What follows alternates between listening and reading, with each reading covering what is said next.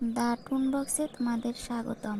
সকাল হয়েছে, বরাবরের মতোই বেগুনতলার হাটে লোকজনের অনেক ভিড়। সুখেন অনেক চাল কুমড়ো নিয়ে বাজারে বসে মানুষজনকে হাঁক পারছে। নিয়ে যান নিয়ে যান, টাটকা টাটকা চাল কুমড়ো নিয়ে যান, একবার রান্না করে খেলে সারা জীবন মুখে লেগে থাকবে। নিয়ে যান নিয়ে যান। কিন্তু কোনো খরিদ্দারই তার কাছে আসছে না। না, এরকম করে আর কদিন চলবে? গত 7 দিন ধরে তো একটাও চাল কুমড়ো বিক্রি করতে পারছি না। এখন যে সংসার কিভাবে চালাবো সেটাই বুঝতে পারছি না। এই সময় গোপাল তার কাছে আসে। কি গো সুকেন্দা, চাল কুমড়ো কত করে দিচ্ছ? এই যে ভাই গোপাল, একটার দাম 40 টাকা। আচ্ছা, তবে আমাকে একটা দিয়ে দাও দেখি। দামটা তো সাশ্রয়ের মধ্যেই আছে। হ্যাঁ গো, এই যে এই নাও। তা ব্যবসা কেমন চলছে তোমার আজকাল? ব্যবসা আর আগের মতো নেই গো।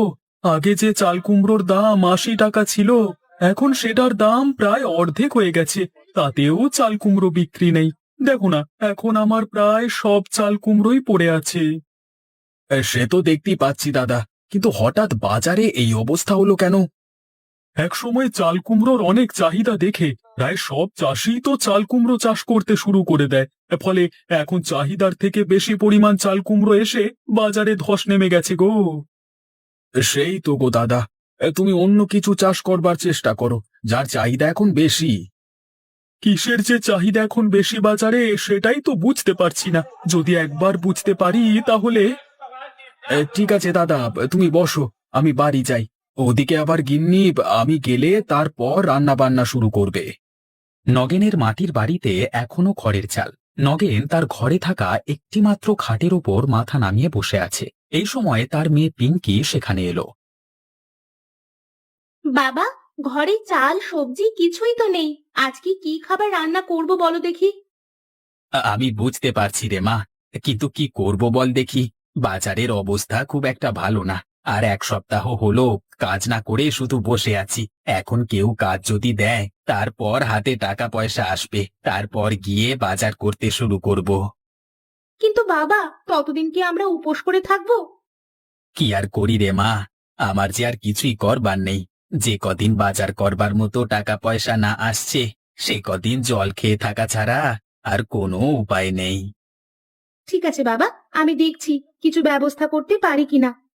তুই আবার কি ব্যবস্থা করবি রে মা? তুই এতটুকু একটা মেয়ে, তোকে তো আমি কিছুই দিতে পারি না রে। আমি ঠিক একটা ব্যবস্থা করে নেব। গোপালের টালির চালের মাটির বাড়ির পাশে দুটো বড় বড় নারকেল গাছ আছে। তাতে অনেক নারকেল ফলে আছে। গোপাল বাজারের থলি হাতে নিয়ে সে সময় বাড়িতে এলো। গিন্নি, ও গিন্নি, কোথায় তুমি? বেরিয়ে এসো।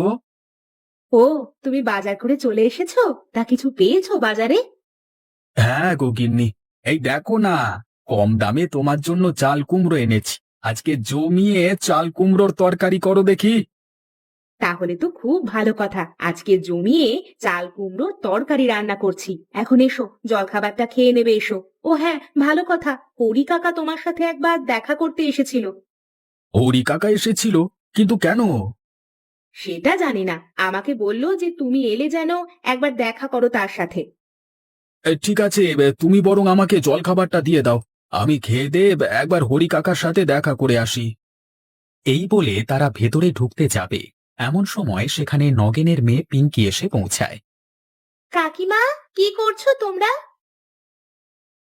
আরে পিঙ্কি মা, তুই এখানে? তা খবর কি রে মা? আর বলো না কাকিমা, বাবা 1 সপ্তাহ হলো কাজে না গিয়ে বসে আছে। কাজ নেই বলছে। ওদিকে আমাদের বাড়িতে চাল ডাল সব শেষ হয়ে গেছে।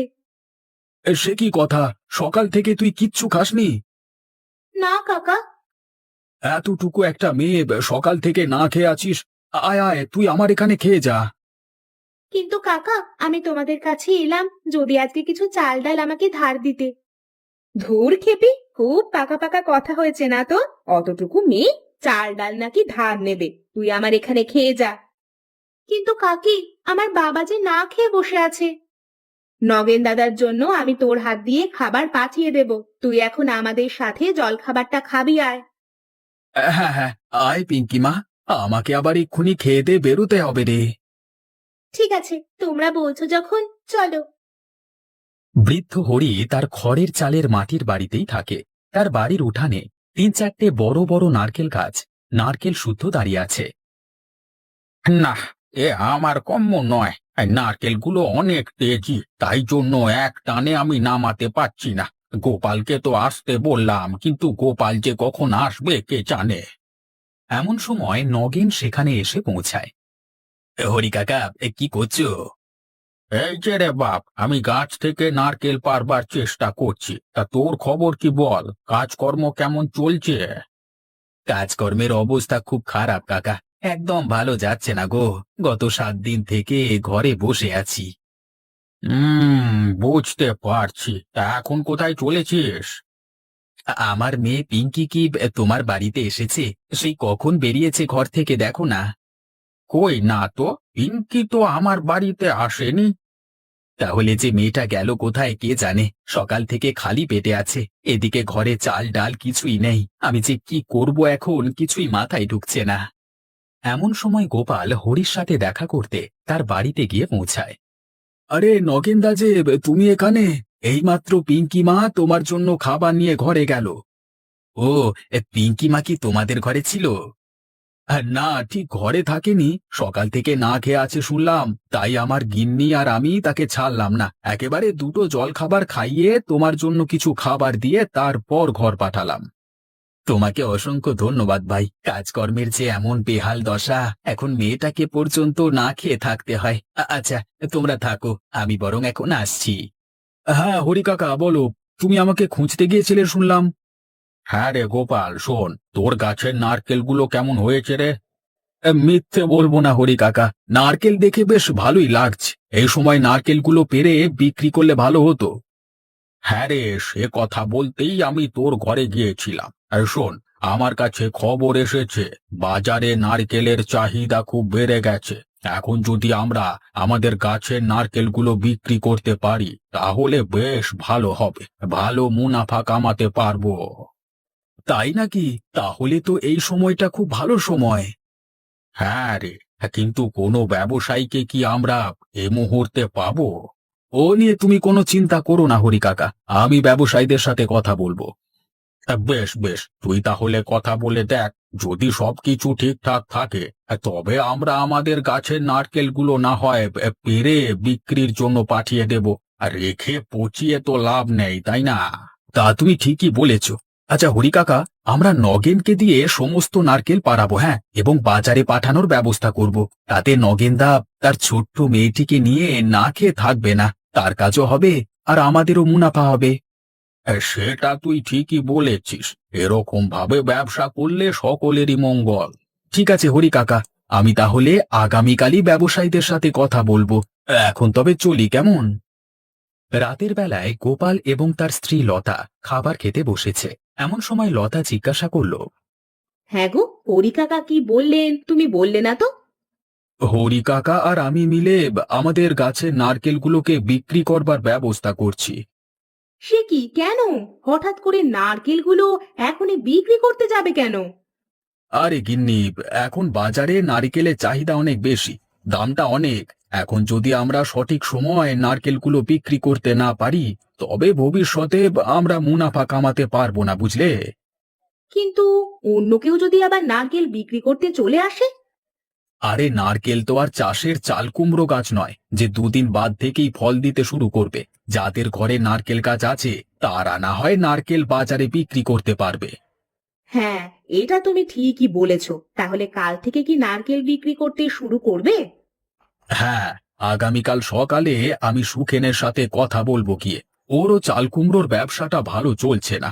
দেখি কালকে একবার কথা বলে যদি রাজি হয় তাহলে তো ভালো কথা, আর যদি রাজি না হয় তাহলে অন্য ব্যবস্থা। ঠিক আছে গো। পরদিন সকাল হয়। আকাশে সূর্য উঠবার সাথে সাথে সুখেন নিজে থেকেই গোপালের বাড়ির সামনে এসে পৌঁছায়। তখন গোপালের স্ত্রী লতা সবেমাত্র উঠান ঝাড়ু দিচ্ছে। আরে বৌদি, কেমন আছো? গোপালদা বাড়িতে আছে? হ্যাঁ হ্যাঁ, আছে। কই গো, বাইরে বেরিয়ে এসো একবার, দেখো কে তোমার সঙ্গে দেখা করতে এসেছে। গোপাল ঘর থেকে বেরিয়ে এসে সুখেনকে দেখে অবাক হয়ে যায়। আরে সুখেনদা, তুমি এখানে? আমি তো আজকে তোমার সাথে কথা বলবো বলি ভাবছিলাম। ভাই গোপাল, তোমার কাছে একটা অনুরোধ নিয়ে এসেছি আমি, তুমি কিন্তু না করতে পারবে না। অনুরোধ? তা কি অনুরোধ সুখেন্দা? ভাই গোপাল, আমি কানা ঘুষো শুনলাম এবং আমার খদ্দের দিকে বাজিয়ে দেখলাম যে বাজারে এখন নারকেলের খুব চাহিদা। ভাই ভাই তোমার কাছে তো নারকেল আছে, সেগুলো কি আমার কাছে বিক্রি করবে? সুখেনের এই প্রস্তাব শুনে গোপাল জোরে হেসে ওঠে। আরে আরে সুখেন্দা, আমি আজকে তোমাকে সেই প্রস্তাব দেব বলি বাজারে যাচ্ছিলাম। শুধু আমার না, আমার এবং হরি কাকার দুজনের নারকেল গাছে অনেক নারকেল আছে। তুমি চাইলে সেসব পেরে আমরা তোমাকে বিক্রি করব। তারপর তুমি বাজারে বিক্রি করে আমাদের লাভের টাকা আমাদেরকে বুঝিয়ে দেবে।